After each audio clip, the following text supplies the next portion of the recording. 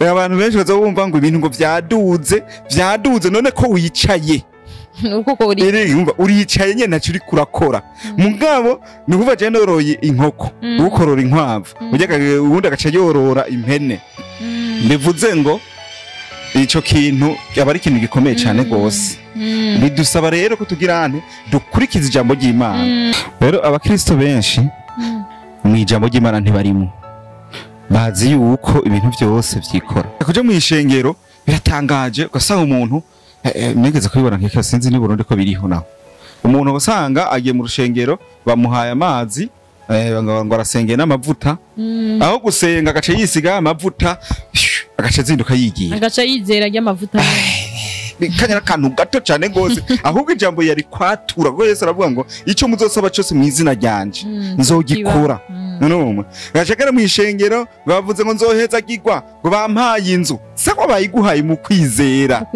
mugabo kugira ushireho itafari urapamba ni faranga rikoroka unavyumva ngo urumva ngo imodoka yanje iriho none uwayibagiye ninde ahubwo iyo wawe yitumye ko murendisiri muri Japo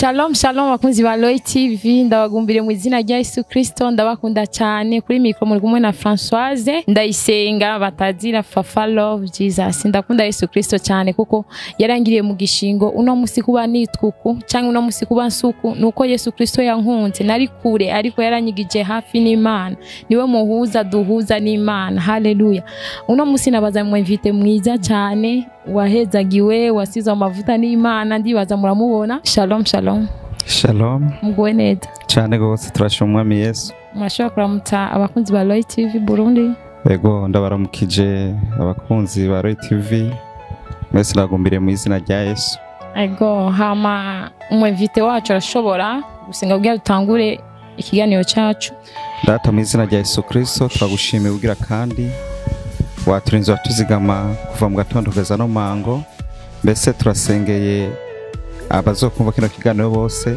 bahezagiye umaja no mumaza mu izina rya Yesu Kristo Mana turaguhaye kaze na karibu muri kino kiganiro mbese amajambo yose tuza kuganira aza kuboneka mu icubahiro cawe Umwami Yesu mbese aza no gukuza abazoyumva bose bari ngaha mu Burundi bari hanze y'igihugu mu izina rya Yesu Kristo umugisha wa Ibrahimu na Isaka na Yakobo uzotubonekeko twizera mu izina rya Yesu Kristo amen amen turatanguye n'ikiganiro cyacu umwevite wacu mwamubonye hama ntaratubwira yuko n'umuntu ki yoba afise umugore umwe canke babiri ntituramumenye natwidondore ko neza ku izina nitwa Niyonzima Manase ndi umupasiteri mfise umugore umwe n'abana 9 wow numva ko nyene Imana ampezagiye mwarahezagiye cyane kabisa yego tugiye gutangura ikiganiro cyacu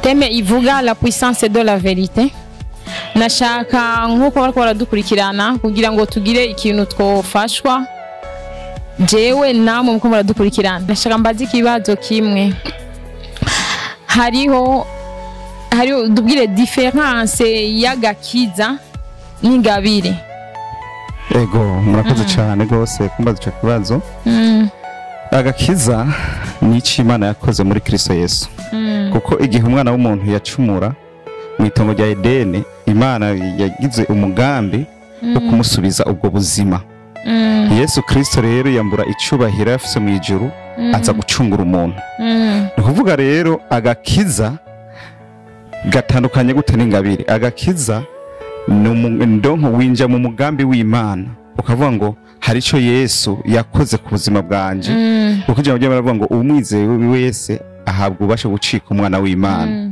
rero nimba umaze gucika umwana w'Imana umaze kuja mu rutonde rw'abana b'Imana haca haba na principe y'ubwami ugenderamwe nico gituma turererwa mu ishengero tukarerwa mu ijambo ry'Imana kugira ngo wa muntu abandanye yanzira y'agakiza ariko ingabire nayo ingabire n'Imana irekurira mu ishengero kugira ngo abera barushize kugira ante gutunganywa rero ingabire n'agakiza ni bibiri bitandukanye. Agakiza n'umugambi w'Imana kugira ngo uwizeye Yesu Kristo ntapfe rube ariko ahabwe ubugingo budashira. Iyo ngabire rero nayo iza gushitsa cyagiwa Kristo yagize ente yatangura. Hama tugiye kuraba muri no misi, tugiye kuraba abakozi b'Imana batandukanye, abaririmbyi batandukanye, tuko turaraba abaririmbyi, tufise abaririmbyi benshi cyane bagoswa. None tugiye kubiraba abajene benshi bariko bakorera ku ngabire canke n'agakiza. Agakiza n'ingabire twavuze yuko bitandukanye. Iyo Imana itanze ntiyicuza. Nicyo gituma na Shetani akiri umumarayika mu ijuru bamwita Rusoferi, bisigura ngo umutwara muco. Yarafise ingabire y'uburirimbyi. Yararirimba ku buryo intebe y'Imana yanyuganga kubera ubwiza. Yarafise ijwi, nivyo yararamewe niko bibiri tubwira. Igihe atari bwagire umugambi w'umugararizo. Ariko Imana imaze ngo kumwirukana mu ijuru n'abamarayika bamukurikiye Satani, yangabire Shetani Imana ntiyayimwatse. Ntiyigeze ayimwaka. Kuko Imana yitanze ntiyicuza. Izo yimwaka cyagihe igihe hazo habaye ingoma ya Mesiya, Satani azoboha imyaka 1000. Mbajije ikibazo gisaba yuko sigura cyane. Rero kuvuga iyo ngabire aracayikoresha n'uno munsi. Je gitubona hari abantu bagenda ikuzimu, bavuga ngo ikuzimu ni mu biyaga aho Shetani yicaye, akabahendesha iyo akabigisha. Usanga hari abantu bakorera mu bintu by'amangetengete, ariko yangabire Satani afise iracari nayo idakorera Imana, iracariye. So rero no muri abajene bacu arashobora kugira ingabire. Iyo ngabire ntiza ngo nuko hari akizwe cyane cyangwa ngo nuko yasenze gose. Bo ishengero rashobora gusenga. Nuje ndumwungere ndashobora gufata amasengesho nkabata Imana duha ingabire y'ubuvugishwa, akaba umuvugishwa. Cyangwa duha ingabire y'uburirimbyi, dukeneye ko abaririmbyi bagira amavuta yo kuririmba. Nuko wa muntu agacagira ingabire, Imana igacirungika ingabire kuri wa mujene. Wa mujene rero acabona uko umengo ibintu byose ni vyiwiwe. Ijya ngabire yaje kugira ifashe igikorwa c'Imana. Nico gituma ubona n'amashengero menshi agenda yaduka, umuntu aronka ingabire mu ishengero yo gusengera abagwayi. Kuko biravwa neza, hariho arabasengera abagwayi, hari abakora ibitangaza, urumva, hari abaririmbyi, hari biki. Donc ivyo byose biza kubako umurimo, umubiri wa Kristo. Hari ahantu usanga ngo uyu n'umwanya namba wa professor. Usanga ariko aravugishwa kubwira ibintu byahise bizobejo. Uyu muntu akubwira ivyahise ni Satani wenyene. Kuko Satani arazi byabaye, mugabo ntazibanga ry'Imana, kuko ibiri imbere n'Imana ibibona. Umuntu wese azakubwira rero, nk'umuntu akubwira rero ndibukana yageze kwinjira mu ishengero ahantu bantumiye, haduka umuvugishwa, uvugisha avuga ngo yego ngo Imana ngo yavuze ngo uzomutunzi. Ndiyizi ko ndumutunzi, uri guramvugira ibintu kandi je ari byo. Ubivuze ngo ingabire y'ubuvugishwa naho siyo debaturiko. Ingabire umuvugishwa agizwe n'ibintu bitatu. Umuvugishwa icambere araba mu isi impwemu. Ni ingabire Imana iba yaramuhaye, si uwo ari we wese. Hanyuma ica kabiri arumva ijwi. Akumva ijwi ry'Imana, akumva agatandukanye ati iri ni ijwi rya Satani cyangwa ry'abadayimoni, iri ni ijwi ry'Imana. Ja gatatu arumva ico bita small voice, ijwi ryo mu mutima. Rimwe Eliya yabwirwa ngo vyuka ufungure uje, ngo kugira ugene ntugirente ntirugutsinde. Rero umuvugishwa aba kwije ivyo bintu bingahe? Bitatu.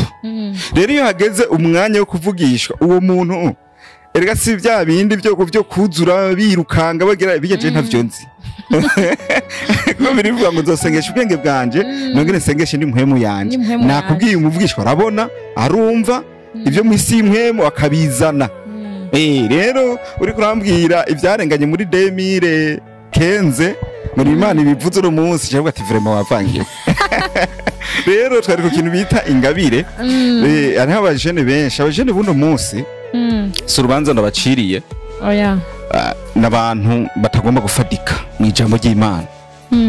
Babona yuko umengo baba babire nyene abantu babire agenda kuramutsa ngo pasteur ngo yamani ngo gonga chance ukimvira ati umuntu muririmbyi bimeze gute ntibagomba kwinjira ahantu binjire mu masengesho baregwe ni cya kintu nakubwira ugasanga umuntu yari umuje n'aba mwishengero ingabire yo gusengera abagwayi iramujeko yamara kumuzako iyo ngabire yatezwe guma mu rushengero kugira ngo hageze ko dusengera abagwayi wa muntu cyo tumuhamagara abamukozi w'Imana ati ngo usengera abagwayi mugubwo nyene aca ati ubu sigaye nsumba pasiteri hubwo ngiye kugura ivyo wanje naho rero usanga ibintu bibera bagenda bagenda kugura ngo ngiye kugura icyumba c'amasengesho ndasengera abantu ivyumba Yesu yarabihakanye yaravuze ngo nibakugenda mu bugaragwa ntuzojeyo unabyumva nibakubwira ngo ndi mu mpete ni mu vyumba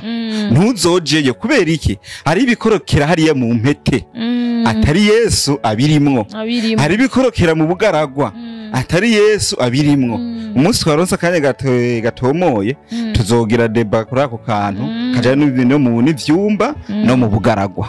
Mwarahezegiwe cyane. Hari ikindi kibazo mfise kibazo gira kabiri kubera iki muri no misi tugiye kuraba mu bigaragara aba Kristo usanga umuntu yarakiriye Yesu Kristo nk'umwami n'umukiza mu bugingo bwiwe ariko ugasanga mu bigaragara amafinansi ntariko aramugaragarako ariko ugasanga umuntu nyene atanakimwazi ari inywera inzoga ibintu vyose ngira ibintu bibi vyose asha niwe nyene mugasanga mu kugaragaza amafinansi nyene urabibona nyene mu bigaragara ko amafinansi amuzako kabisa none biva kuki mbaje ikibazo cyiza cyane gose ataba Kristo buno munsi ntabiko aragaragaza amafinansi mu biboneka donc abakristo buno munsi ari ukuntu badafata umwanya ngo babe seriye n'Imana rero iyo atabaye seriye nibi ingaruka niyi kubera iki ntibagera ahantu bigishwa akamaro k'ubutunzi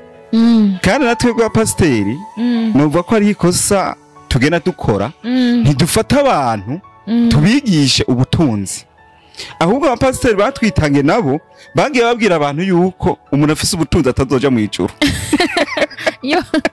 Abyumva yuko hari umutunzi yagiye mu muriro umworo Lazaro aje mu ijuru ariko umuntu akubwira yuko Lazaro ntiyagiye mu ijuru kubera ubukene oya Lazaro yagiye mu ijuru hamwe n'ubukene yarimwo yakoreye Imana umutunzi nawe yagiye mu muriro ntiyajanye n'ubutunzi mu butunzi yari afise ntiyigeze yibuka gukorera Imana rero abantu babisigura ukutarikorera hari n'undi murongo voilà hari undi murongo gatoyi uvuga ngo muri Bibiliya Imana ntumpe byinshi ntahapa mpaga nkatuka izina ry'Imana ntume n'ubutunzi no hava ndabyibagira sizo kuri nyene bavuga umurongo no kuvuga abakristo rero agacibwa ngo ngo niro nkutwo nirira mugabo umuze ati none utwo kujya gusa muri generation no munsi muri iki gihe cya kino gihe turimwo urumva ko dukwiye bagacabubwira ngo ivyisi ngo nubusa gusa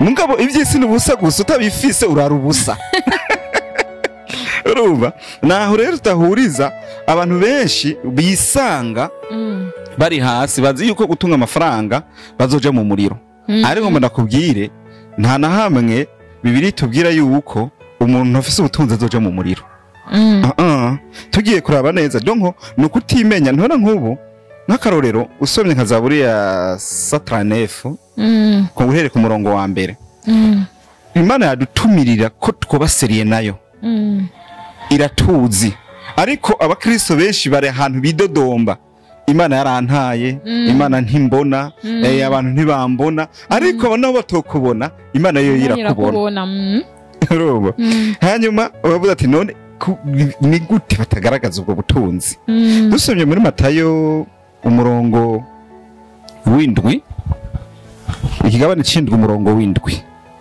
fise Bibiliya nyinshi kandi vraiment abakristo nyara ko gutunga Bibiliya kigabane c'indwi umurongo w'indwi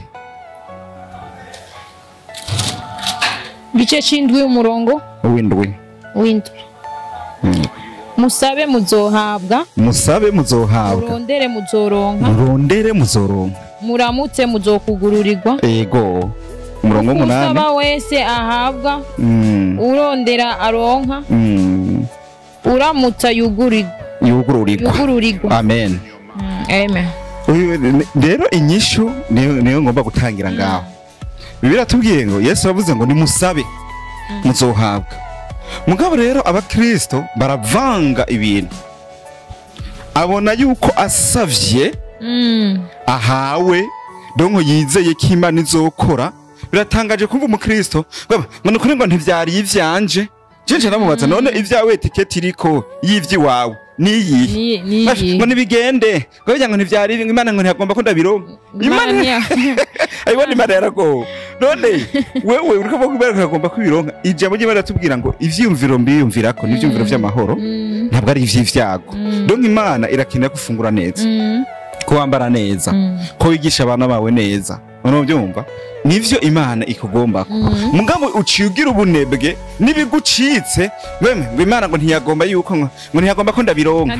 Ndumva amakosa yose ukayatahe ku Mana. Garabaje batubwira neza ngo nimusabe muzohabwa. Duhabwa iki iyo dusavye? Duhabwa ivy'imhemu. Umuntu agasenga, wamara gusenga birishiva ngo niwizere kubihawe. Icya kabiri rero bacavuga ngo nimurondere muzoro. Ageze kurondera duca tuja mwibarabara tukarondera. Biratubwira n'ubuzima. Ego biratubwira ngo nimwagira umwete muzojya ivyiza by'igihugu. Ariko abakristo rero saho bari azi yuko Imana izokora amafaranga ikayamuha. Nibuka jari umufrere w'umupastor twize kuba turi kumwe. Ndambwira pastor kutubaka inzu ngo nindira umukristo Imana izokora ko ngo ayimpezagire.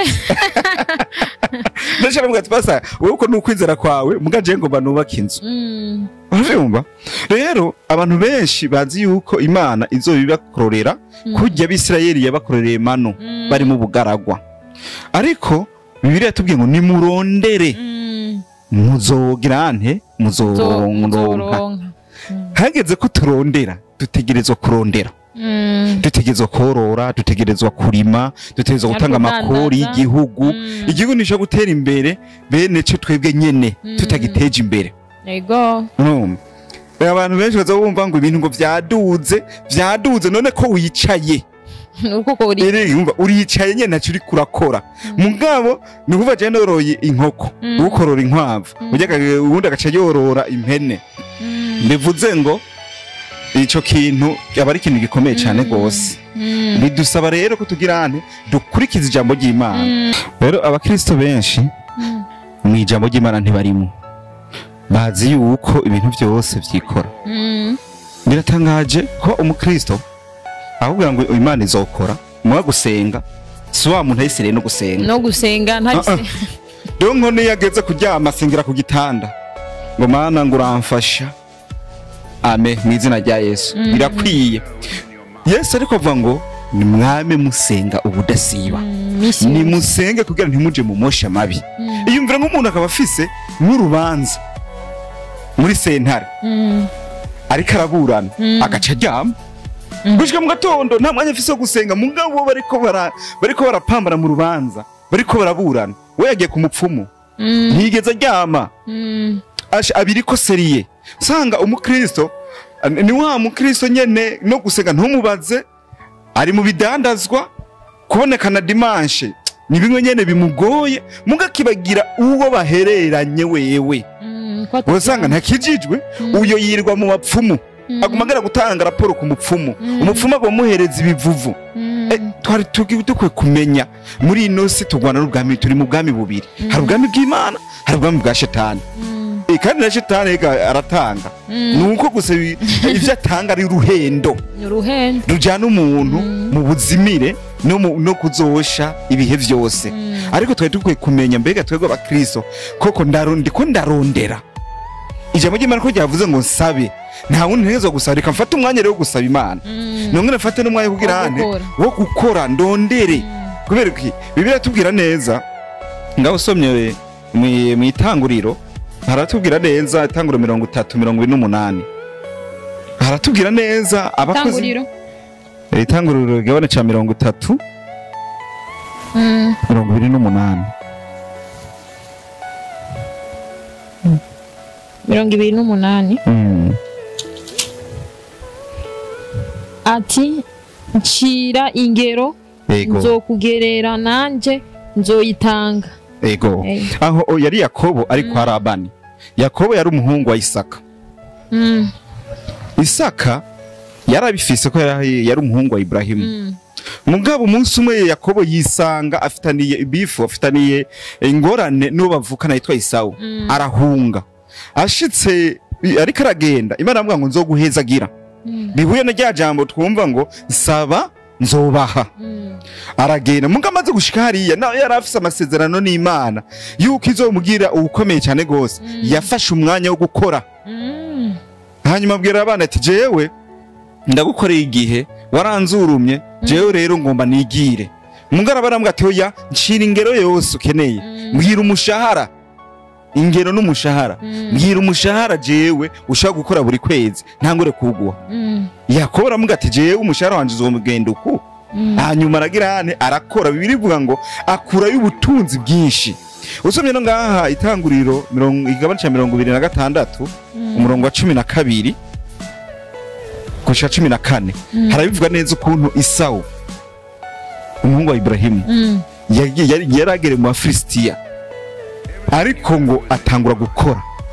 Arakora, amaze gukora kugira ngo yahabiba imbuto yimbura vyinshi. Urumva ko yafashe umwanya wo kugirane wo gukora. Bose bahara abakozi b'Imana bagenda he mwisezerano mugaba kibuka ati nta bugari buzova mu ijuru, ubugari je neza kugirane kuburondera. Rero Imana yabwira Abisirayeli ati nimwaronka ubutunzi nimuzava mwibaza mwebwe mubwironkesheje nuko nabahaye inkomezi. Reka iyo umuntu amaze kuba komeye afise amaboko afise ubuzima ubona umutaye wo kurondera ubutunzi. Ubona umutaye. Rero Kristo benshi bavuga ngo Imana irambona, ngo Imana irabibona, ngo Imana yagirane. Mugabo uzorabe abantu bitwa Abahindi bari seriye n'ibigirwamana vyabo. Sinzi ko urabibona. N'abantu bari seriye. Uzora abagenzi bacu b'Abayisilamu bari seriye. Umve bimwe bavuga sinzi ko navyitaho nambare hazana. Bijya basemera ku musigiti. Bijya nambari yozana nambari hazana. Hazana. Nukuvuga ivuze ku musigiti. Shaka bari karadandaza cyashira ngaho hasi akabanza kugira hane kugenda gusenga. Ariko umukristo umbwa ati mbeko wewe ntiwosiga ibyo bidandaza ukaza gusenga ukaja muri repetition. Reka ngo pasiteri nawe mwego mwe babazana ibigira 10 babazanira ibiki donc critique je zitangura. Numva rero turi muri principe y'ubwami. Reka nakubwira igituma ubona abami baramba cyane. Abana b'abami ntibaregwa n'abavyeyi, baregwa n'abantu baba baratoranijwe n'ubwami. Hanyuma abana rero nabo bakora iki? Bakora icyo bita principe z'ubwami, amategeko y'ubwami. Ariko uravyara umwana uzanga ayirigora kuvugisha ijoro n'umurango umunsi wose. Nyuma rero wa muvyeyi aca tangura kumwatura k'amajambo mabi kuruzobibone. Iryo jambo ryonyene ku muvyeyi ni ngorane. Nico gituma abakristo benshi usanga mu bigaragara ntibafise batangwe kuvumwa akiri bato. Ngo nta n'ubwenge afise. Reka iryo jambo umuvyeyi yarivuze nyene. Waruzi yuko umuvyeyi avumye na pastor atamuvumura umuntu. Bisaba deliverance wenyene muri yo. Niwe nyene na wa muvyeyi yamuvuma. Amen. Rero kasanga umukristo akaje kubwira ngo jewe ngo n'umuvyeyi wanje. Ngo jewe ngo no tuma ngo nite ngo jewe ngo noteranywa n'umuvyeyi ngo umuvyeyi ngo tukagira ni beef ngo ngira ni beef ni Imana. Wewe umuvyeyi ni ikintu gikomeye cyane gose. Umuvyeyi muri inosi ni ikintu gikomeye. Nico Yesu yabwira abayuda abajya abafarisa akavuga ati mwebwe muri ihenda, mwebwe murenge icyagezo cy'Imana mugafata ivyo Imana avuze mukabirenga ku cyo mwari gufashisha abavyeyi banyu mabo ngo tugiye kugishikanira Imana. Rero twategereza kugira iki? Rya jambo data tubwira ngo tuba gahore nkuko data mu jora gahore. Twateza kuraba mbega ko nako ndagaragaza ubutunzi Ibrahimu dusokoza wo kwizera yarabufise. Eske habura iki?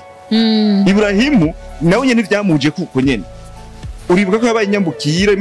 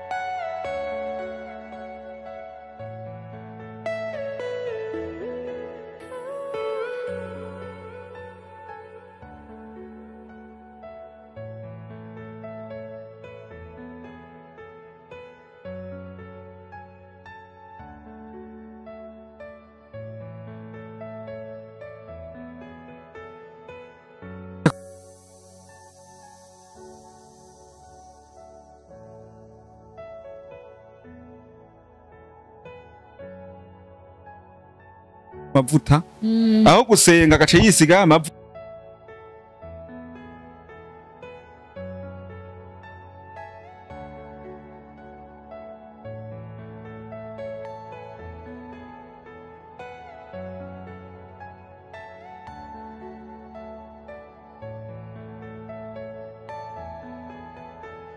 itafari urapamba ni faranga rikoroka unavyumva ngo ninde ahubwo iyo wawe yitumye ko murendisiri muri Japo miga navyo bavuga ngo cakira ngo visa iki ibintu nk'ivyo ndabicaki ego kubicakira kubivuga umukozi w'Imana twega abakozi b'Imana geturongo ubona mpwe muyera ukabicakira mugabo ni muyane majambo abagukanguye visa rero cutangura mbega inzoyironka gute uciyumvira mbe inzoyironka gute burya mpwemu yashaka kugurura akaguhuza no kuntu uzogirane uzoyironka munga bijya bintu byo kuzura umunezero ugaca ugenda ugaca wicara ngo uzoronka umuduga ngurumva uzoronka umuduga uwa utaye ninde uwa wibagiye ninde inzu wayikubakiye ninde ni utegeze kugirane kuyubakira bivuze ngo umukristo wese rero nakura amaboko he mu mpunzu niba bibiri tubwiye ngo turondere tuzoronka dutegeza kugirane kurondera kuko Ibrahimu sokuza wacu kwizera yari umuntu arondera amaze kushika Kanani niyicaye yashora inka yashora intama mu gihugu ca Egiputa akaca avana y'amazahabu nukuvuga agakorera ko cyane gose yari umuntu akora business go cyane kuko birivuga ngo gira umwete burya urabona aba bantu bitwa ngo ntibasenga nico twahereye ko ati none kubera kibo bagaragaza ibintu kandi badasenga bafata umwanya wo kuvyibihebera nimba ari umuranguzi akafata ijenza kurangura dufate imuramvya burya saa 9 yavyutse mugaza umukristo na saa 9 ntavyutse gusenga nasize ntavyutse gusenga agaca yicara ngaho ngo Imana izokora Imana yaramaze kubikora muri Yesu Kristo rero iravuga ngo jewe nsaba amagara meza taguha reka maze kugira amagara meza nta kindi kiba gikenewe ni ugukora turavye ntuzenye Isaka yari umurimyi yararimye kugeza yaho aba mu Filiste baramubwira ngo tuvemwo uradusumba ufise ubutunzi bwinshi nimba rero bibiti bya ngo abatwitange barakora kubera iki natwe tutokora niturabire ku bantu bitwa ngo ntibanasenga ntibazi n'Imana ma industry barayafise bafata umwanya rero ivyo bintu akagirane bakavyihebera nimba natwe dufise Imana dufate Imana tubivuga ati turi seriye nayo Mana turiko turagusenga vy'ukuri hanyuma ngundi mwanya tubushire hehe mu bikorwa kuko Imana ivuga ngo nzohezagira ibikorwa vy'amaboko yawe. Rero abantu benshi babibereye ahantu bavuga ngo Imana ngo izokora canke ngo ntivyari vy'iwanje ivy'iwawe etikete vyanditse koko bizoza niyihe. Kwizera nivyo mugabo ikindi naco gitumye abajene bacu badatera imbere n'abanyabirori bafise ikirori kirenze agure smartphone 1500 muga nta nkoko zibira afise nta n'impena afise nta n'urukwavu afise agaca kugira iki ngaca tunga tu smartphone. Bibiliya nayo muri Bibiliya ijambo ry'Imana rivuga ngo nzohezagira umukuku wawe no kuvuga nimba inkoko iguze 30 mu mwaka izo imaze kuzana inkoko 6 canke 8 kubera iki ziragwira muga smartphone ntigwira guchatting abo jene bubu arabura nishikano jana mu rushengero mugabo yayamamega ntayabura uca wumva yuko abo bantu kugira batera imbere bizobagora. Usanga umujene uno munsi ariko aragira anniversaire imutwaye 500,000 imutwaye 300,000 imutwaye 200,000 mugabo wamubaza ati mbega urafise inkoko ngo ntayo mfise niya 10,000 ntayagira uravyumva n'umuswi w'ibihumbi 200 ntawe afise none umva uwo muntu azomutunzi gute. Rero igikenewe nuko dukora amaboko mu mpuzo tukareka kurira. Mwana hezagiwe cyane bakunzi ba Loy TV muko muradukurikirana urumva impanuro baduhaye.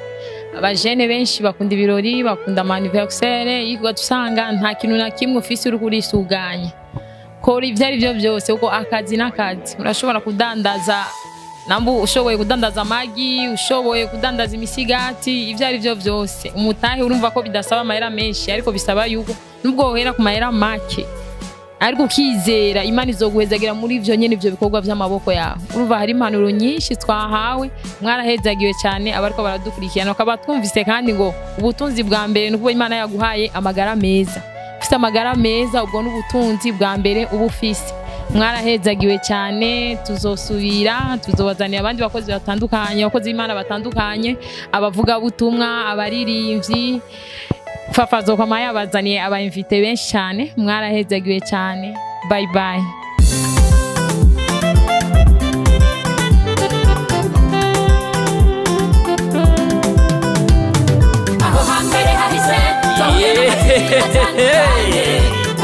Imutangwa muri Loy TV ibizoza tukaba tubikesha umutama w'amateka bita Loy wubahwe ico utarabona uterekwa n'ukuramba bintu nyaragase duhuriye muri Loy TV.